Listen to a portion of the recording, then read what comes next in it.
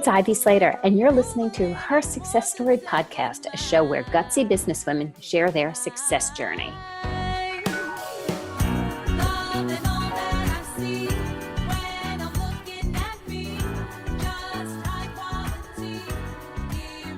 Hello, welcome to today's episode of Her Success Story. I am Ivy Slater, your host, and it is my pleasure to introduce a dear guest that I think you're going to fall in love with because we have so many things in common and we speak so much from the same heart. Linda Rossetti is a business leader, a Harvard MBA, an author, a pioneer, a podcast host herself, and most importantly, she truly stays with the whole idea of Destination Unknown, which is the name of her podcast, working with people in transition and understanding. Her latest book is Dancing with Disruption. I can go on and on about Linda, but most importantly, Linda, welcome to the show, and let's talk about this. Ivy, it's so nice to be here. Thank you for inviting me, and thank you for making time for this conversation. So let's start with the basics. Let's talk about your Harvard MBA. You spent 20 some odd years in a successful career. Give me a little information about that. Well, I had the great good fortune of following my curiosity early, and that led to a lot of paths. I founded and led a venture capital-backed tech company for many years after I got out of grad school, which was like being on a field trip every day, right? It was so fun. I love that I love that analogy. I've never heard that analogy before, and it just happens to be so true. Being on a field trip every day. It's, oh, wow, what are we going to see today? What happens today? So it was fantastic. And the company was acquired. And then a gentleman who had sat on my board of advisors for the company that had been sold became the CEO of Iron Mountain. And he said, oh, come join me. And I was like, what am I going to do? And he said, I want you to run HR and administration. And I was like, I love you, Bob, but I don't know what either of those two functions do. He's like, just come. I need you. And ultimately what I learned is he needed an entrepreneur in that seat because the company was a roll-up of more than 200 acquisitions. And what we were trying to do is make one Iron Mountain. And so I spent the better part of 5 years doing laps around the planet on an airplane. We had 21,000 people in 37 countries. And we created an entirely new culture and put in an infrastructure to kind of behave as one organization. And it was fascinating. That's a lot of work. It's a ton. And if you had told me before I did all that, that's hard work, I would have kind of like listened politely, but not really understood. After having done that, it was hellacious. It was really a lot of work to move behavior. And I really understood transformation in a visceral sense, right? I was on the ground doing it in loads of different cultures all around the world. And it was fascinating, but it nearly killed me, Ivy, is the honest truth, right? I had 2 young children at the time. Both were elementary school age. And I didn't recognize the signs of, what was probably burnout. And these things kept happening. Like one day, and I talk about this in my new book, one day I borrowed a car leaving the office. And this is going to sound funny. It was in a city and we had this parking garage underneath the building. And it was such tight space. Everyone left their keys in the vehicle so that the attendants could move vehicles around because there was no space. And so this one day I had to run home because the babysitter had to leave like on the dot 5:30, which was like a half a day at that point for me. But I ran out, and when I took the elevator down, three floors underneath the ground, it opened, and the 2 cars in front of me just happened to be the 2 cars that our household owned. And so without even thinking, I hop in what was a Honda Pilot, and off I go. And I don't recognize until I'm out on the street away from the building. I would have been in the car for minutes at this time that I am inside a car that has a beige interior, and yet mine is a smoky gray. Right. So I mean, Ivy, I use that as an illustration to say I got to the point I wasn't functioning. Well, you're going, what I hear in that, and we've all, and I hate to say we've all, and I hope maybe I'm going to come from, I know I've experienced that, come from a place of you run on autopilot. You stop knowing where you are you lose your sense of presence, being present in the moment, because you're running on autopilot and what's next, and you're just doing the next thing, and you're doing what needs to be done, but you have no presence. So hence, when that happens, like I find, we can't see people. We lose our ability to listen, to connect. And that's the greatest gifts and what some of the most important work we do as business leaders. It's interesting you say that. If I think back at the time, I think I'm not sure I had lost my ability to connect with others, because so much of the way I derive energy is from others, right? So I was constantly connecting, but I really lost my connection to me. And I think that, when I was telling people at the time, there's something the matter with me, because instantly when we're not functioning at our normal level, our first thought is, oh my gosh, there's something wrong. I described it to people at the time as like, I felt like the ground had fallen out from underneath me. Like I really didn't know which way was up. So it was fascinating. So I was in this place where I didn't have any words to describe what was happening. And when I reached out to others, trusted others, friends, peers, bosses, I kind of, they kind of looked askance at me like, Linda, what's the matter? Just go get another job. You'll be fine. And I was like, no, there's something bigger. And that moment, that kind of resolve to kind of figure out what was happening has changed my life in the last decade. And so it's been in that fascinating. moment. Yeah. So what happened? So it's out, and I refer to that, at least from my perspective. And when I went through a huge transition for myself years ago, that aha moment that I can't live this way anymore. I need to live a different way. I was like, I have no idea what this looks like, but something has to change. Something has to shift. Where did you go next? Because that was the catalyst for you creating this entirely different thing, from running tech companies and creating huge culture changes. I had this voice in my head that caused me to believe there was more.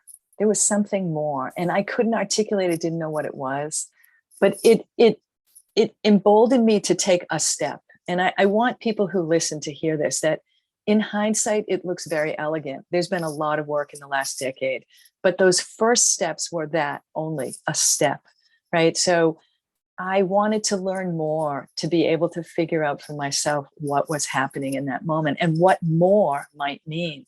And so I started to write a blog at that point, and I was quickly convinced that I needed other voices in the blog, that my story alone wasn't going to be interesting enough for readers.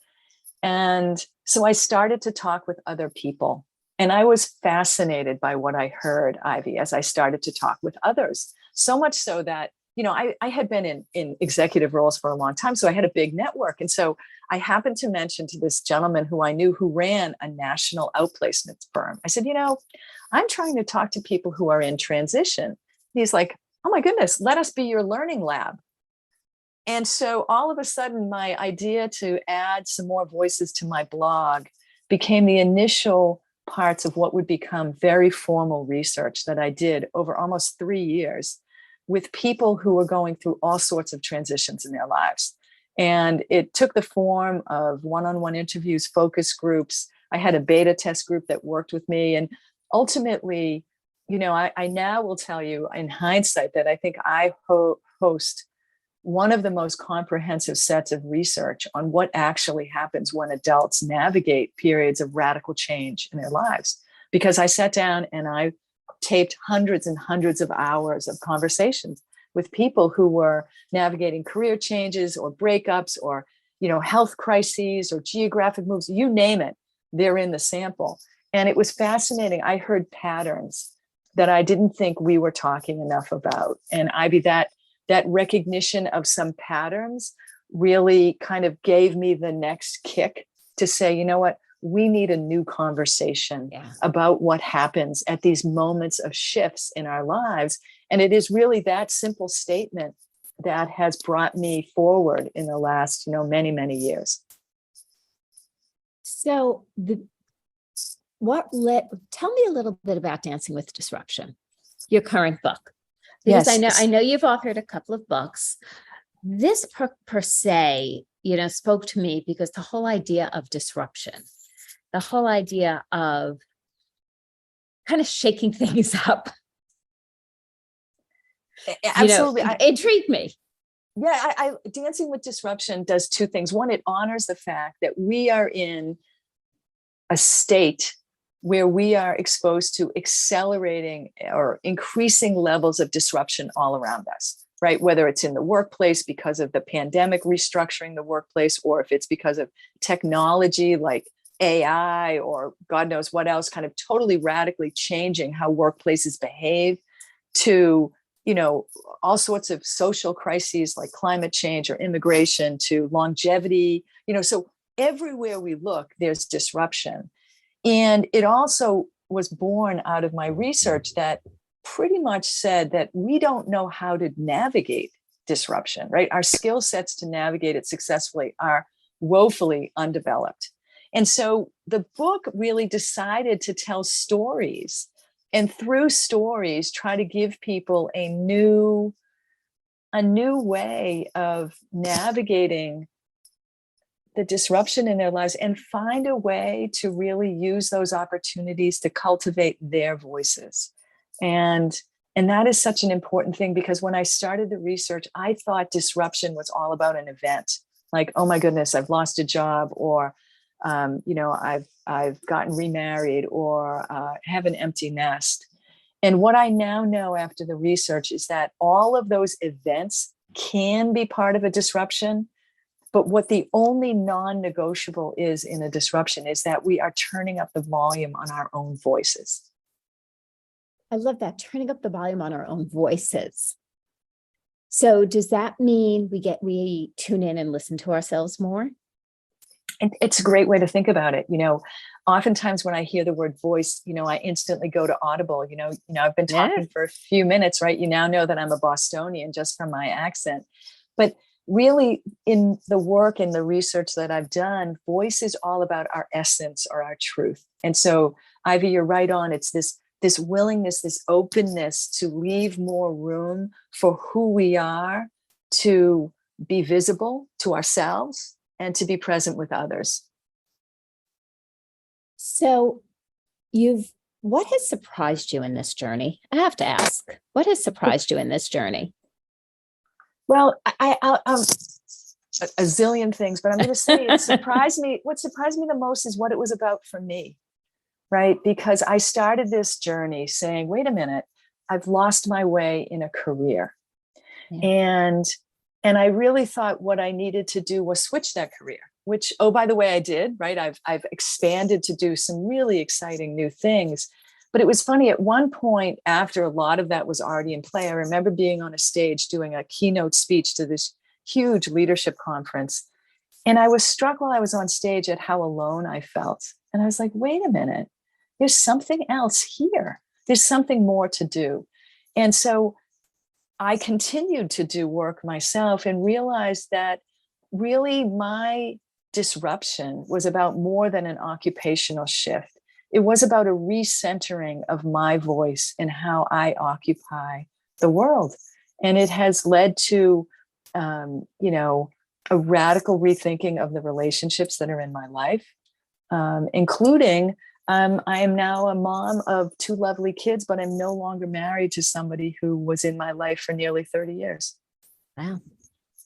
And so, and when this began, that's big decisions. Yeah. When this began, this wasn't about anything about my relationship. This was about finding work that aligned more with who I was. And by the way, I've done that.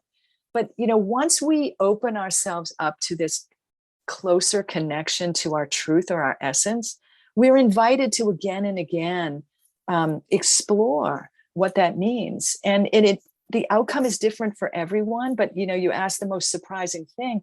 If you had told me a decade ago that I would be in this moment and have left a long-term relationship and be euphoric about the opening that it's not that necessarily that relationship, but this process has caused in my life, I would never have been able to say that to you. So it's been quite a surprise. Tell me a little bit about your business today. My business is focused on two things. One is to create terrific IP, right, intellectual property that can start new conversations in lots of environments, right, in community centers, in businesses, in leadership conferences.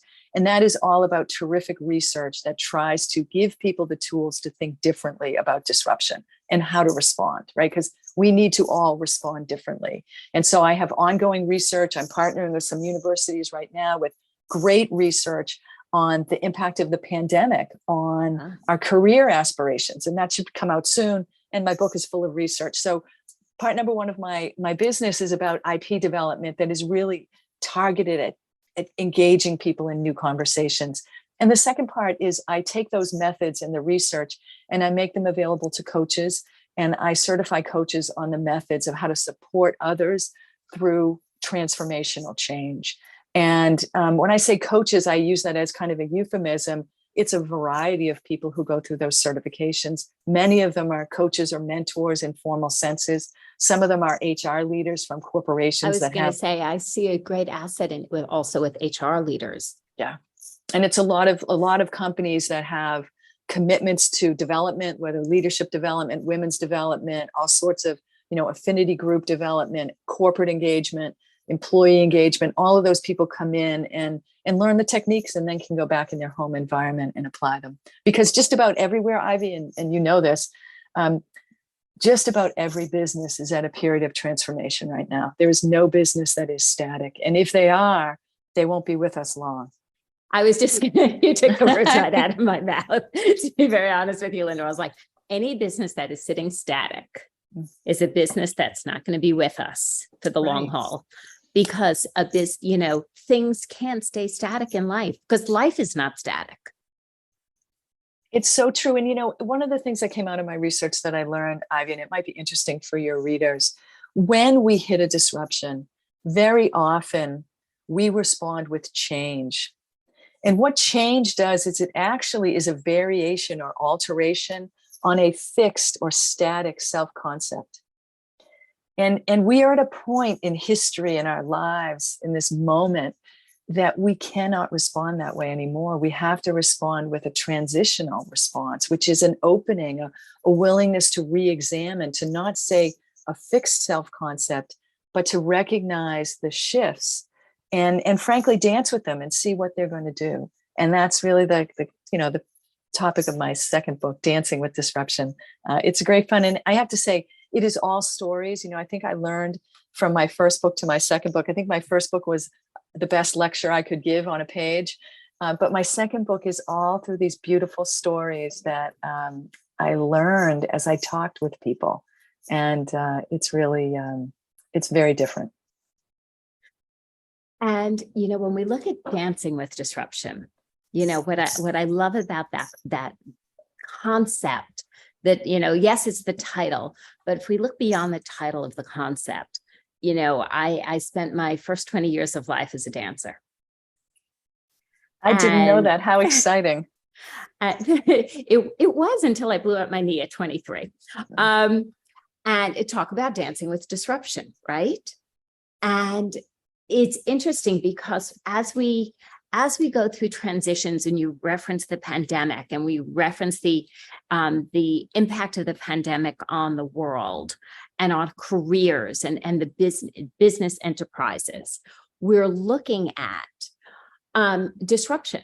And we can either take disruption and get paralyzed, and it does paralyze many, or we could move through it. And Linda, you and I have talked, you're an avid walker, probably more than me, and I love to walk. And the whole idea is, when I think about it, is I tell people so often, just get out, take a walk. Get out, take a walk, go clear your head, go get some fresh air. And I was like, I literally said to a client this morning, I said, I'm not telling you to go walk 10 miles. I'm not telling you to walk a mile. I'm telling you to get outside, breathe in some fresh air, and just move. So you are that importance of movement and flow is such a game changer when we're dealing with everything coming at us, and life is busy. Life is busy these days. And, I think that you're on to the point that I love about the work that I do, which is the motion, right? It is I'm inviting people for a different response from what we typically do when we encounter disruption. And oh, by the way, we can barely turn around and not encounter a new disruption. But it really, this notion of recognizing what it is, right? The book gives people an entirely new set of vocabulary to think about disruptions. And then it spends, in each of its 10 chapters, it offers an interactive exercise so that people begin the motion as they're reading the book. And it acts almost like a workbook, so that, I've had people send me notes saying, this has been a breakthrough. I've found things I haven't ever thought of. It's really been wonderful. So the motion begins on the page or in the audio book or however people take it, but it really is a platform that allows people to continue. And I love the fact that you recognize that this isn't all a cognitive dance. Like, this isn't all a thinking puzzle, right? There's benefits of bringing in spirituality or exercise or energy. And so there's so many dimensions of who we are that are at play when we are responding to disruption. And they're all critical, and they're part of the work that I do, and clearly the work that you do. And so I'm, again, as I started out earlier, I'm so happy you create the space for this conversation. So if you're open to sharing maybe one tip before we hop today, what would one, when we're feeling, I'll say that swirl, sometimes it's on that Monday, sometimes it's on that Friday, sometimes it's on hump day. Everything's coming at us. It could be a bit, a high intensity day at work, a lot of things going on at home. We're both parents of 2 kids. We've both been in the workforce a very long time.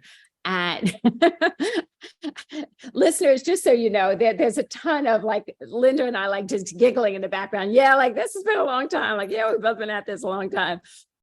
What is one tip? I know I shared, for me, I'll tell people, just if it means, if you're working from home, go take a walk. Don't go take a walk around your block. Right. If you're working from an office, go outside and take a walk around the block. Clear that head for a moment. What is one thing that you do? Yeah, I would say honor the emotions that you're feeling, right? And when I say honor, write them down, hit that audio, record on your phone, right? Recognize them, allow them to be in terms of time and space, right? Okay, instead of just being buffeted by the moment, say, oh, I feel sad or anxious or happy, or I feel like I have to be perfect in this moment, whatever it is. And emotions play an interesting role. And so that's why that's my first tip, which is begin the practice of recognizing them and understand. That begins this conversation that emotions are simply that, emotions.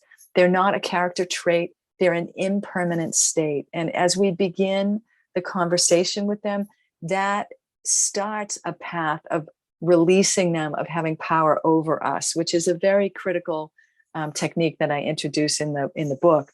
But that would be my first thing, which is, let's honor those emotions, give them time and space, and say, okay, sadness, okay, regret, okay, self-doubt. I see you. You're here. Okay. And I think it's a very powerful first step for any of us. Linda, how can our listeners learn more about you and your work? You can turn online, right? LinkedIn is a good place, as well as my website, lindarossetti.com. The only difficulty with that is my last name is spelled with 2 S's and 2 T's. But online, that's the easiest place to go. And, there you can find, in both places, you can find information about my podcast, which is called Destination Unknown. I've been doing it for years, and there's lots of wonderful stories there. They're short format, so the longest is about 14 minutes. But also, there's also on my website invitations to other things I do. I run free weekly events online. I have multiple books, and I'm always involved in conversations about disruption. So I would welcome any of your listeners to outreach, and I would enjoy welcoming them to the conversation as well. And listeners, you do want to check this out. Don't worry about it. Everything is in the show notes with correct spellings. So you could easily click links and check out Linda's website that has her podcast of Destination Unknown, as well as her books. You do want to check out Dancing with Disruption. It is a great read. And thank you for joining us here today. Thanks, Linda. Thanks for hopping on this interview. Ivy, it's been a great pleasure. Thank you. And listeners, remember, take a moment, and I'll always say this, it's very important. Take a moment and say, gee, I tuned into this conversation with Linda and Ivy. What were your takeaways from today? From that takeaway, identify it. Feel free to put in the show notes, write it down on a sticky pad, put it in your phone, whatever that works for you, and say, what am I going to do about this? What is the action I can take by this takeaway, and how can that help me impact my life or help others? Thank you for joining me here for Her Success Story. See you next time.